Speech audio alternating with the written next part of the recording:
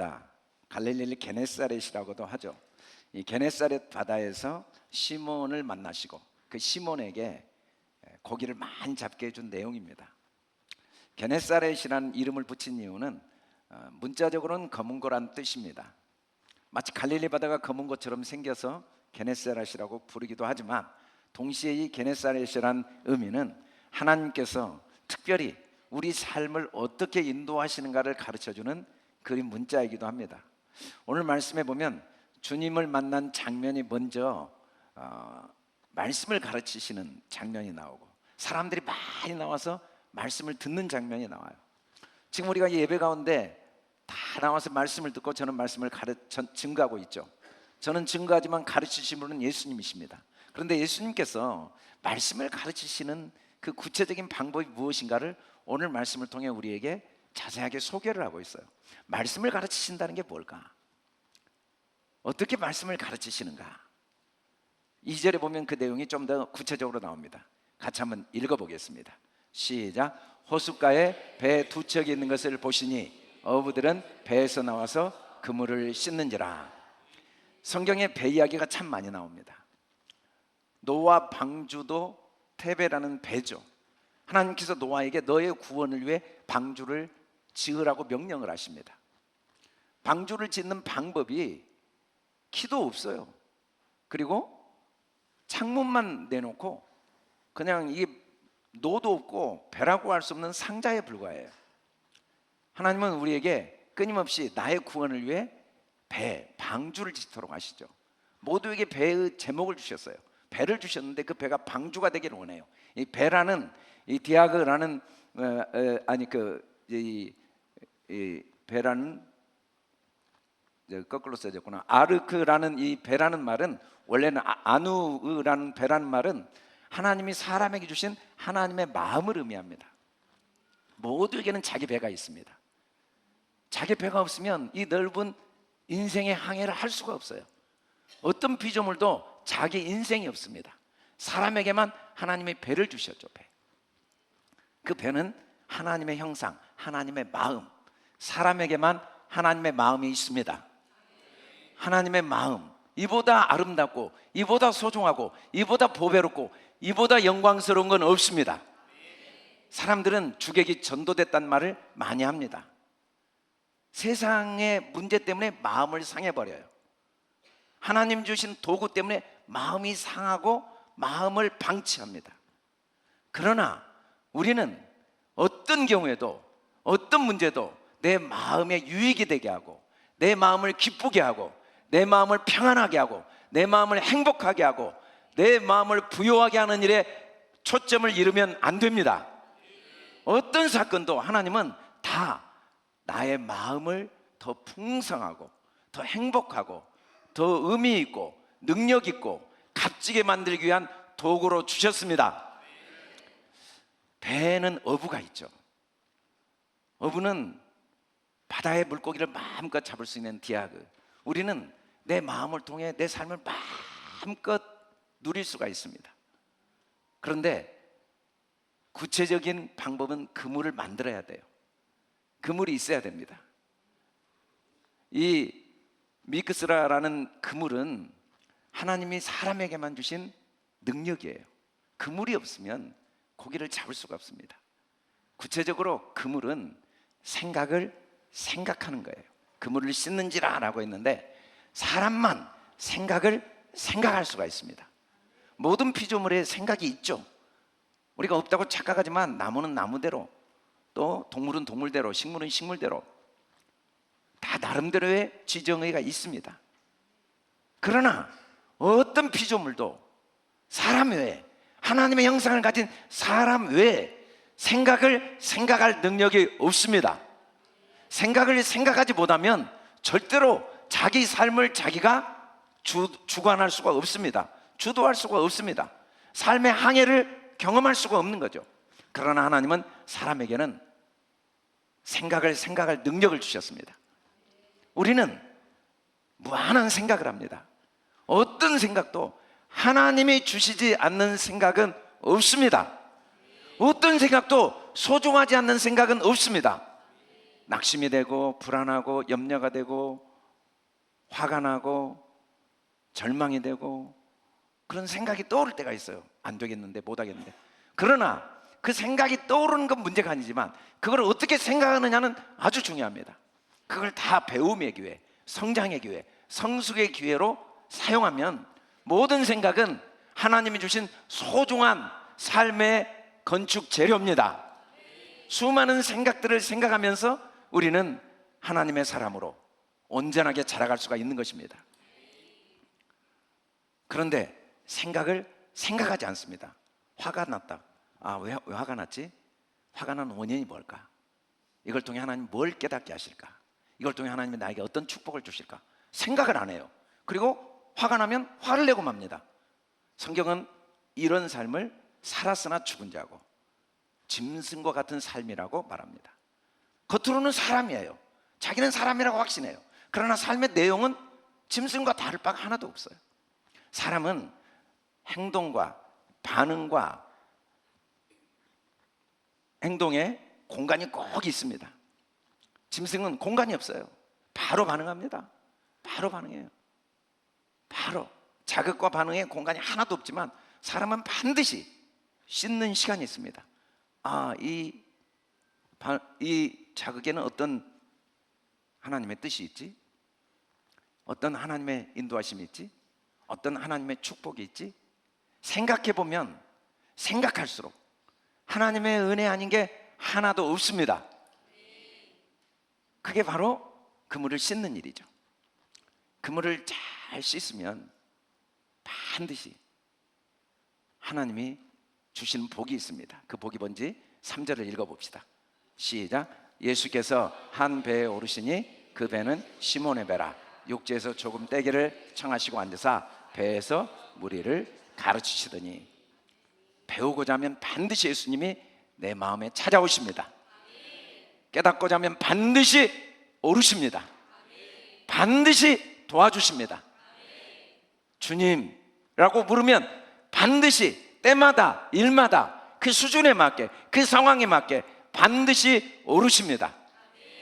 주님이 우리를 구체적으로 어떻게 도우시는지 우리 오늘 말씀을 통해 하나하나 살펴보려고 합니다. 4절을 같이 한번 읽어봅시다. 시작. 말씀을 마치시고 시몬에게 이르시되 깊은 데로 가서 그물을 내려 고기를 잡으라. 주님이 우리를 돕는 방법은 깊은 데로 가라. 깊은 데로 가라. 깊은 데로 가라. 네, 우리 좌우 옆 사람에게 다시 한번 깊은 데로 갑시다. 깊은 데로 갑시다. 깊은 데로 갑시다. 아멘. 아멘. 주님은 반드시 우리를 깊은 데로 인도하십니다. 여러분, 이 물질 세계는 모든 소중한 건 깊은 곳에 있습니다. 어디 자갈밭에 다이아몬드나 보석 없습니다. 땅속 깊은 곳에, 땅 속에 온갖 보석이 숨겨져 있습니다. 요즘 석유가 그렇게 각 나라의 최고의 무기가 되죠. 가장 강력한 무기. 그 석유도 땅속 깊은 곳에 있습니다. 진주도 이런 냇가에 없습니다. 깊은 바다 조개 속에 있습니다. 어떤 것도 우리가 먹는 물 중에 최고 몸에 좋은 샘물도 깊은 바다 속에 있습니다. 깊은 땅 속에 있습니다. 땅속 깊이 들어갈수록 그 샘물이 우리 몸에 유익을 주는 요소들이 많이 담겨 있다고 합니다. 세상도 깊은 곳으로 들어가야 돼요. 하나님의 축복도 깊이 들어가지 않으면 절대로 누릴 수가 없습니다. 하나님의 세계는 깊이가 끝이 없습니다. 사도 바울은 로마서 11장 33절에서 한마디로 깊도다, 깊도다. 그 길이, 그 넓이, 그 깊이, 그 높이 끝이 하나도 없다. 깊도다. 그 무한한 깊은 세계, 그 영원한 깊은 세계를 왜 만드셨겠습니까? 왜 만드셨겠습니까? 나를 인도하기를 원하셔서 만드셨습니다. 그 깊은 세계의 무한한 하나님의 나라, 그 하나님의 영광을 반드시 내게 주시고자 만드셨습니다. 부모가 왜 그렇게 사업을 번창시키고 또 집을 짓고 많은 일을 열심히 합니까? 자녀를 낳아 양육해서 그 자녀들에게 그걸 물려주고 자녀가 그걸 통해 더 위대한, 더 능력 있는, 더 값진 삶을 살게 하고자 하는 간절한 소원 아닙니까? 하나님도 마찬가지십니다. 왜 그렇게 깊게 그 지혜와 지식이, 그 헤아림이 도저히 찾을 수 없는 무한한 깊이로 만드셨겠습니까? 나를 깊은 세계로 인도하시기 위함입니다. 록펠러는 우리가 잘 아는 사람입니다. 거금을 투자해서 당시 최고의 사업이었던 금광을 샀죠. 그리고 광석을 캐굴하기 위해서 계속 파 들어가는데 더 이상 파도 금이 나오지 않아서 부도가 나고 사람들이 온갖 비난과 협박을 하고 이대로 죽으나, 기도하다 죽으나, 어차피 죽겠구나 해서 광산에 가서 하나님께 부르짖고 기도하는 중에 하나님의 생생한 음성, 그 마음속에 올라타신 예수 그리스도의 음성을 듣게 되죠. 더 깊이 파라. 말도 안 되지만 더 깊이 파고 더 깊이 파다가 금이 나온 게 아니라 석유가 터져 나오고, 그래서 석유 왕이 되고, 그의 삶에 많은 가장 절망적인 그 순간에, 여러분, 그물을 씻고 있는 이 상황은 베드로의 삶의 절망적인 순간입니다. 밤늦게 시작해서 새벽까지 고기를 잡았는데 한 마리도 잡지 못했어요. 절망과 좌절의 시간, 실패의 시간. 고기를 많이 잡은 시간도 하나님의 축복이지만 실패의 시간도 하나님의 축복입니다. 그게 깊으신 하나님의 은혜입니다. 하나님의 은혜는 은혜 위에 은혜입니다. 이때 더 깊은 곳으로 인도함을 받을 기회입니다. 우리는 오해를 많이 해요. 내 뜻대로 일이 잘 되면 은혜라고 생각합니다. 문제가 없으면 은혜라고 생각합니다. 물론 은혜죠. 그러나 뜻대로 안 될 때는 더 깊은 은혜가 있습니다. 깊은 세계로 인도하시는 포기할 수 없는 하나님의 사랑이 있습니다. 하나님은 포기할 수가 없습니다. 우리를 더 깊은 세계로 인도하기를 원하는 하나님의 사랑은 멈춰지지가 않습니다. 우리는 아무리 예수 그리스도의 은혜를 많이 배워도 더 배워야 됩니다. 예수 그리스도의 비밀은 끝이 없습니다. 말씀은 바다와 같습니다. 아무리 말씀을 많이 깨달아도 끝이 없습니다. 기도를 우리가 아무리 많이 해도 끝이 없어요. 우리가 하나님의 성령의 역사를 아무리 많이 체험하고 아무리 많이 경험해도 그건 먼지보다 작은 것입니다. 우리가 믿음을 아무리 체험해도 이 모든 영적인 세계는 바다와 같습니다. 끝이 없습니다. 무한한 바다와 같습니다. 하나님은 우리를 더 깊은 세계로 인도하십니다. 세상에서 제일 큰 축복은 배움입니다. 그러나 세상에서 제일 큰 불행은 배움입니다. 배움은 삶을 풍성하게 하지만 배움이 우리를 가장 불행하게 합니다. 배운 자는 행복하지만 배운 자는 동시에 가장 불행합니다. 여러분, 어린아이는 배움이 없어서 불행이 없습니다. 아는 것이 병입니다. 모르면 전혀 문제가 안 돼요. 보이거든요. 알거든요. 너 안 돼. 이거 아니야. 너 문제가 많아. 너 이건 정말 큰 실수야. 이건 너무 나쁜 거야. 이건 불행이야. 이건 저주야. 이건 이기적인 것이야. 이건 거짓된 거야. 너무 알거든요. 어린아이는 아무것도 몰라요. 배운 적이 없으니까. 배운 적이 없어서 삶에 풍성함도 없지만 배운 적이 없어서 삶에 고통과 아픔도 불행도 없습니다. 사람에게 정말 중요한 건, 배움보다 중요한 건 배운 자가 아니라 배우는 자입니다. 배움이 아무리 많아도 오늘 배우지 않으면 오늘은 불행합니다. 어제까지 많이 배운 그 배움이 오늘을 고통스럽게 할 수밖에 없습니다. 오늘 배워야 됩니다. 또 배워야 됩니다. 배운 자가 아니라 배우는 자가 됩시다. 그게 깊은 세계로 들어가는 겁니다. 끝없이 배워야 됩니다. 배운 것으로 울고 먹으면 바리새인이 됩니다. 인생은 고통스럽습니다. 자기도 괴롭고 남도 괴롭습니다. 배워야 됩니다. 배우는 자가 돼야 됩니다. 주님은 우리를 깊은 세계로 인도하십니다. 그러니까 내가 그런 이야기하면 불행하기 시작합니다. 내 생각이 아니에요. 다 맞지만 또 배워야 됩니다. 99개를 알지만 하나님은 거기서 일을 더 배우기를 원하십니다. 또 일을 배우고, 만을 알면 거기서 또 일을 배우기를 원하십니다. 100만을 알아도 거기서 일을 배우기를 원하십니다. 배우는 자만 행복합니다. 배운 자는 불행합니다. 배움이 축복이지만 배움이 저주입니다. 배우는 자가 돼야 됩니다. 깊은 데로 들어갑시다. 우리 크게 한번 읽어봅시다. 시작. 나는 오늘 배우는 사람이 되어 영과 진리의 깊은 데로 간다. 다시 한번 시작. 나는 오늘 배우는 사람이 되어 영과 진리의 깊은 데로 간다. 내 판단을 믿으면 안 됩니다. 결론을 내리면 안 됩니다. 우리에게 겪는 고통, 아픔, 갈등은 배움의 기회입니다. 뭔가 더 배워야 될 게 있다는 하나님의 사랑의 사인입니다. 어떻게 배울 수 있을까요?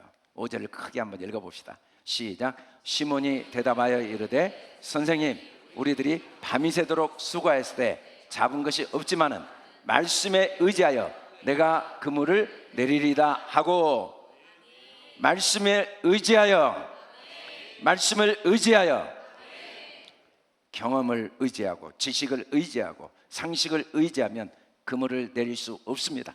갈릴리는 민물입니다. 호수예요. 해저 200m까지 깊지만 가서 배를 타고 보면 밑이 다 보입니다. 바닷물이 아닙니다. 소금물이 아니에요. 그래서 낮에 고기가 그물을 던지면 다 피해버립니다. 갈릴리 사람들이 왜 밤에 고기를 잡겠습니까? 그때 잡아야 고기가 잡히니까. 그리고 밤이 맞도록 고기를 잡아봤습니다. 이미 지칠 대로 지쳐서 한 마리도 잡지 못한 그들에게 다시 그물을 던진다는 건 너무 가혹한 일입니다. 주님이 그걸 모르셔서 명령하셨겠습니까? 정말 모르실까요? 이들이 얼마나 피곤한지를 모르실까요?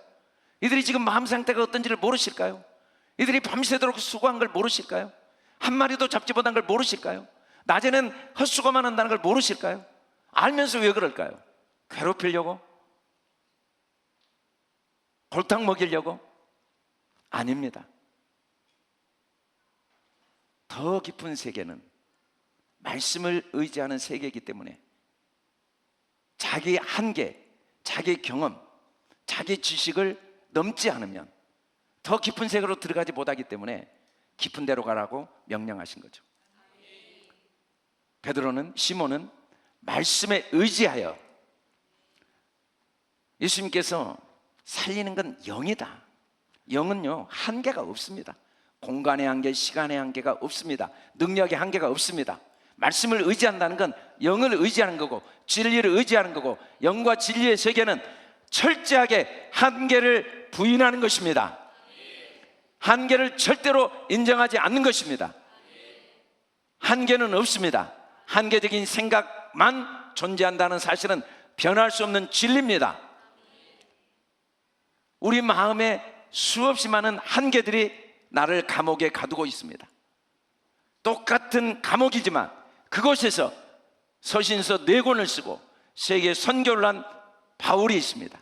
똑같은 왕궁이지만 그곳에서 감옥에 갇힌 사울이 있습니다. 내 생각이 감옥입니다. 한계적인 생각을 계속 넓혀 나갈 때 삶의 자유, 삶의 풍성함, 삶의 깊이를 누릴 수 있기 때문에 하나님은 한계적인 상황을 경험하고 내가 가지고 있는 한계적인 생각을 볼 수 있도록 거울로 비춰주시고 한계를 깨도록 도우십니다. 상황은 내가 어느 정도의 한계에 갇혀 있는가를 보여주는 거울입니다. 우리는 그때마다 내 오감을, 내 경험을, 이론과 이성을 의지하지 않고 말씀에 의지하여 한계를 깨고 그물을 내리고 순종해야 됩니다.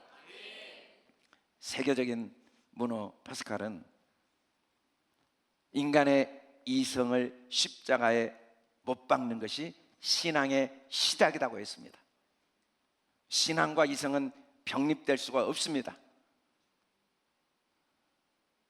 빛을 선택하면서 어둠도 선택할 수는 없습니다. 기쁨을 누리면서 슬픔을 느낄 수는 없는 겁니다. 우리는 하나밖에 선택을 못합니다.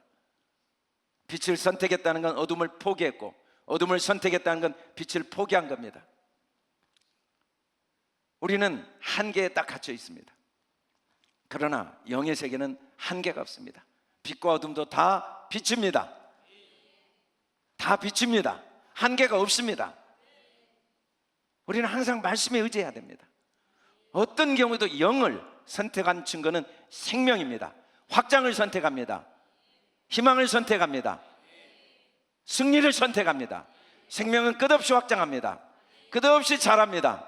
끝없이 번성합니다. 생육합니다. 번성합니다. 반드시 정복합니다. 반드시 다스립니다. 반드시 이깁니다.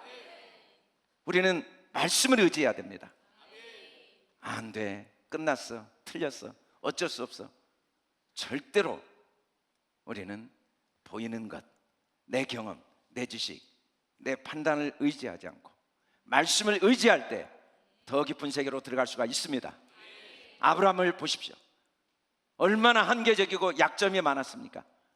아내를 누이라 속인 일을 2번이나 했습니다. 얼마나 무능했습니까?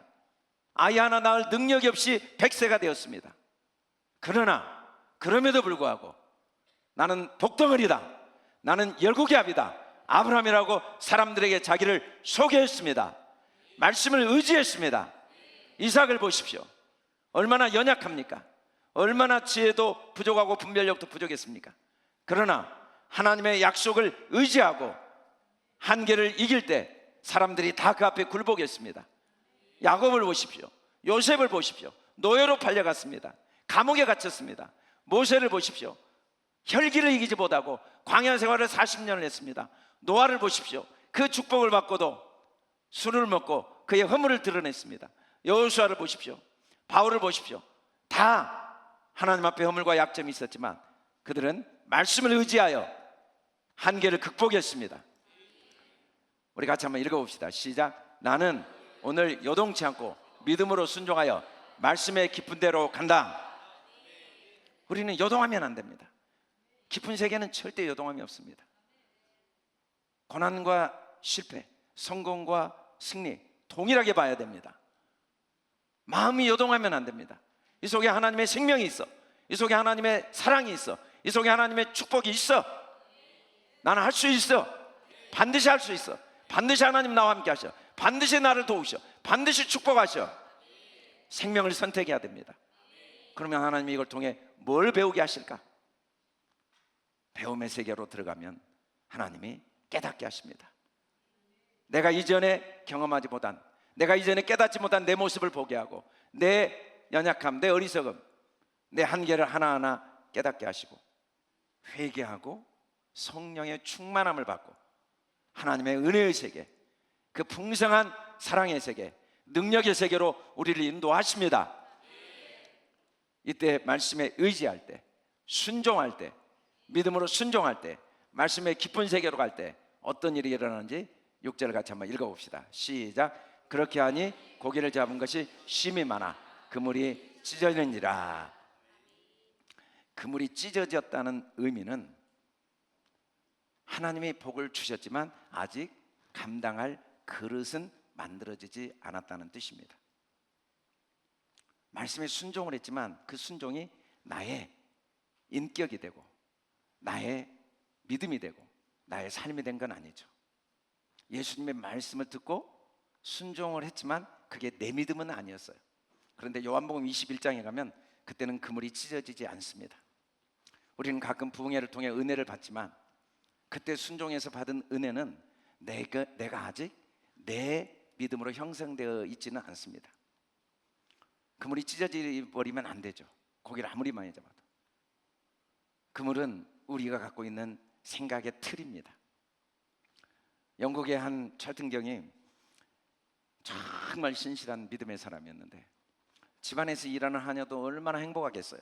믿음의 사람, 그 믿음의 귀족 집에서 일하는데 그 행복한 집에서 일하는 하녀가 청소를 잘하고 정말 훌륭한 점이 많은데도 계속 입에 불평이 끊이지 않더래요. 그걸 물끄러미 지켜보던 찰튼경이 무슨 말을 하는가 봤더니 내가 정말 5파운드만 있으면 너무 행복할 텐데 5파운드만 있으면 너무 행복할 텐데 계속 그 이야기를 하더래요. 그래서 불렀다고 합니다, 하녀를. 그리고 물었다고 그래요. 정말 5파운드만 있으면 행복하게 일을 하실 수 있을 것 같습니까? 일을 할 수 있을 것 같니? 라고 물어봤다고 그래요. 그랬더니 정말이죠 주인님, 제가 5파운드만 있으면 저는 아무것도 더 이상 바랄 게 없어요. 너무 행복하게 정말 즐겁게 일할 수 있을 것 같아요. 그래, 이리 와봐 하고 5파운드를 딱 줬어요. 5파운드면 그가 평생 벌 수 없는 돈이죠. 그 돈을 줬단 말이에요. 얼마나 기뻐하고 감사하고 춤을 추든지. 그 모습을 보면서 문을 열고 나오는데 뒤에서 들려오는 소리가 있었어요. 아이고 이 바보, 이 바보, 이 바보. 이럴 줄 알았으면 10파운드라고 말할 건데 왜 5파운드라고 말해서. 이건 돈의 문제가 아니라 내 그물의 문제입니다. 내 생각의 틀이. 부정적인 사람은 항상 두 가지가 공존하지만 부정적인 걸 평생 봅니다. 없는 걸 항상 보고 문제를 항상 봅니다.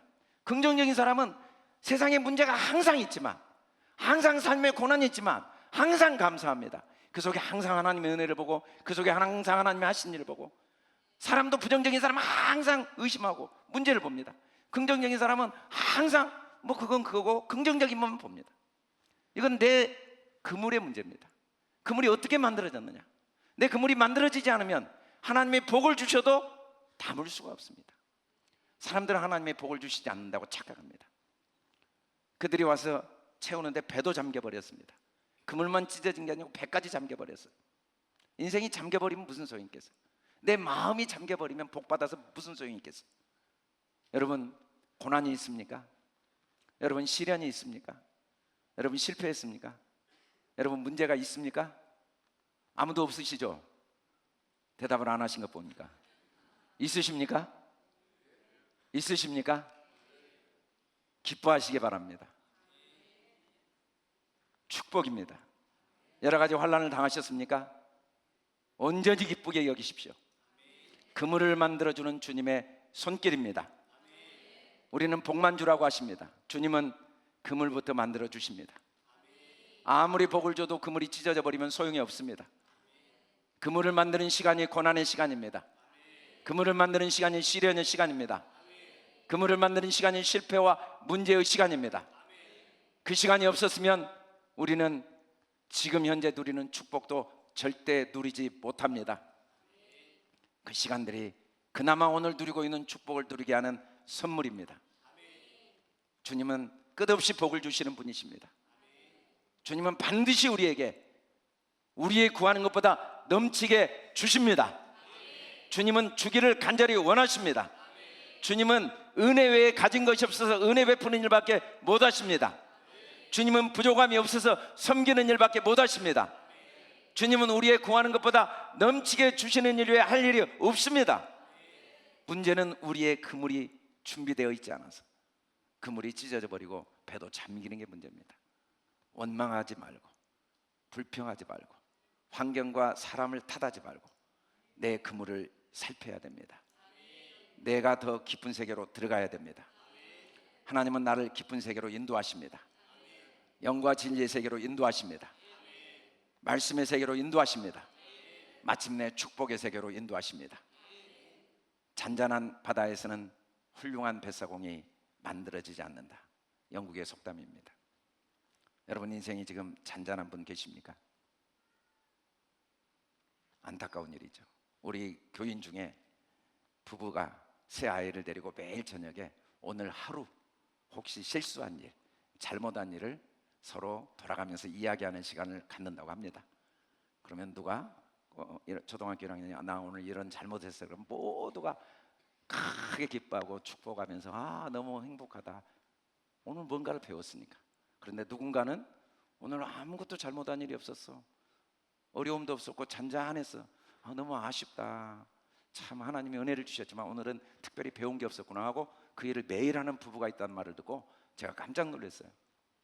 삶은 어떤 선택입니다. 우리는 하루를 어떻게 마무리하겠습니까?